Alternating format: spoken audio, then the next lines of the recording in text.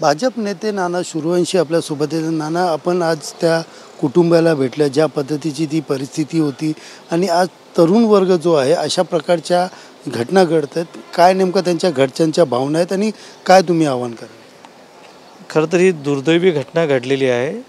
त्या मुलावरती जो प्रसंग रेल्वे प्रवासामध्ये उद्भवला आणि त्या प्रवासामध्ये खरं तर हा मुलगा आहे मराठी आहे आणि ज्यांच्याबरोबर त्याचा जो काही वाद झाला ते सुद्धा आपले मराठीच लोक होते. परंतु गैरसमजामधून जो वाद झाला आणि त्याचा पर्यवसन एका निष्पाप मुलाला, यामुळे ती जी काही घटना घडली ते सहन करू शकला नाही तो, आणि त्यामुळे त्याने असा एक दुर्दैवी निर्णय घेतला आणि त्यांच्या कुटुंबावरती आज नको ती वेळ आलेली. अत्यंत दुःखी आहे ते कुटुंब आणि त्यांना खरं तर या सगळ्या विषयामध्ये कुठेही राजकारण नकोच आहे अशी त्यांनी विनंती पण केलेली. आणि अशा पद्धतीची दुर्दैवी घटना आपल्याकडे कुठे घडू नये. आपली मुंबईसारखे मेट्रोपॉलिटन जागतिक दर्जाची जे शहर आहे, या शहरामध्ये सर्व भाषिक लोक राहतात आणि गुण्यागोविंदाने राहतात. परंतु कुठेतरी अशा पद्धतीचे ज्या काही चर्चा किंवा घटना घडतात त्यामुळं नाहक एखाद्या चांगल्या कुटुंबाला, त्यामध्ये आपल्या कुटुंबाचा एखादा आधार किंवा एखादी व्यक्ती गमवावी लागते. नाना, आज दोन्ही म्हणजे शिवसेना एकनाथ शिंदे यांचे पक्षाचे शहरप्रमुख असतील, तुम्ही दोघंही एकत्र मिळालेत. तुमच्या नेमकं दोघांचे काय चर्चा झाल्यात आणि नेमकं आता तरुण वर्ग, कॉलेजचा वर्ग मराठी अमराठी करतोय, अशा प्रकारचं शिक्षण सोडून अशा प्रकारची आत्महत्या केल्यासारखं कठोर पाऊल उचलतोय, यांच्याकडनं तुम्ही नेमकं यांना काय आव्हान कराल?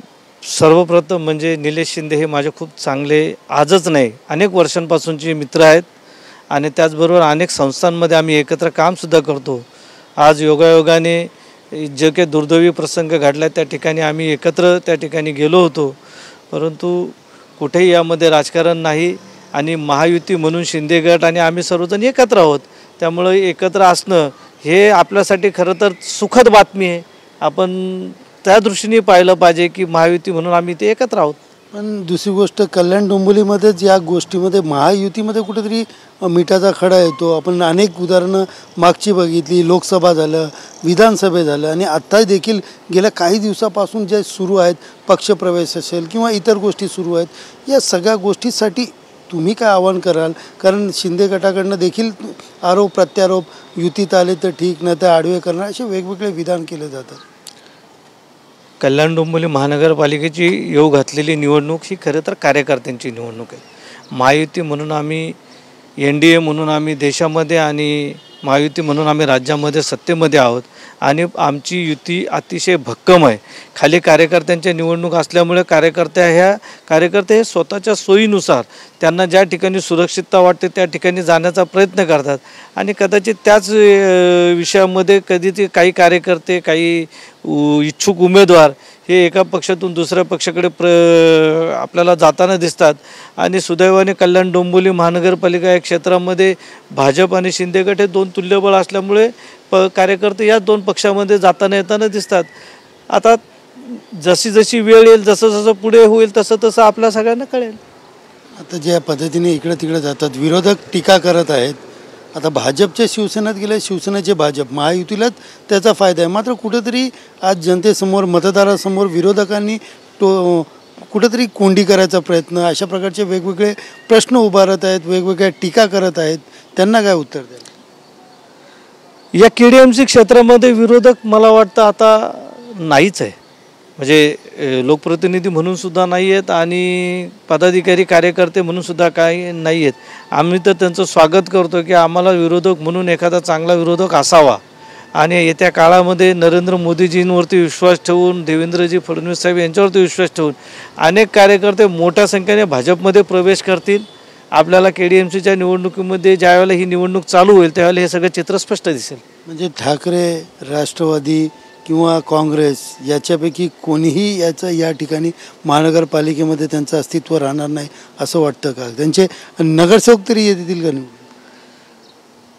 त्यांनी प्रयत्न करायला पाहिजे अशी आमची मनापासून इच्छा आहे की त्यांचे कोणीतरी लोकप्रतिनिधी या ठिकाणी निवडून यावेत. 100% आपले नगरसेवक निवडून येतील. किती नगरसेवक काय नेमका विश्वास आहे तुम्हाला? मला असं वाटतं ज्या पद्धतीने आता बिहारचे निकाल लागलेले आहेत, ज्या पद्धतीने महाराष्ट्राचे निकाल लागलेले आहेत, देशामध्ये नरेंद्र मोदीजी यांच्या नेतृत्वावरती जनतेचा जो विश्वास आहे, त्यांनी ज्या पद्धतीने गेल्या 11 वर्षामध्ये या देशामध्ये बदल घडवून आणलेले आहेत, या महाराष्ट्राला विकासाच्या दिशेने घेऊन जाणारं अत्यंत विश्वासक असं नेतृत्व देवेंद्रजी फडणवीस साहेब आणि आमचे प्रदेशाध्यक्ष आज रवींद्र चव्हाण साहेब आहेत, जे या कल्याण डोंबिवली क्षेत्रामध्येच राहतात. मला विश्वास आहे की या कल्याण डोंबिवली महानगरपालिकेमध्ये भारतीय जनता पक्ष हा सर्वात मोठा पक्ष म्हणून या ठिकाणी स्वतःचा महापौर बसवेल. महायुतीचा का भारतीय जनता पार्टीचा? महायुतीचा महापौर म्हणून भारतीय जनता पक्षाचा कार्यकर्ता हा नगरसेवक या ठिकाणी महापौर म्हणून बसेल. एकंदरीत पाहायला गेलं तर विरोधकांकडे एकही नगरसेवक नसेल आणि त्या नगरसेवकसाठी विरोधकांनी प्रयत्न करावा असं खुलं आव्हान या ठिकाणी भाजपकडून इतर विरोधी पक्षांना देण्यात आलेलं आहे. त्यामुळे येणाऱ्या स्थानिक स्वराज्य संस्थेच्या निवडणुकीमध्ये आता सगळेच विरोधक असतील, महाविकास आघाडी असेल, कशा पद्धतीने आता भाजप असेल किंवा महायुतीचा सामना करते हे येणाऱ्या काळामध्ये पाहावं लागणार आहे. कॅमेरा पर्सन गणेश राटेसह सुनील जाधव, TV9 मराठी, कल्याण.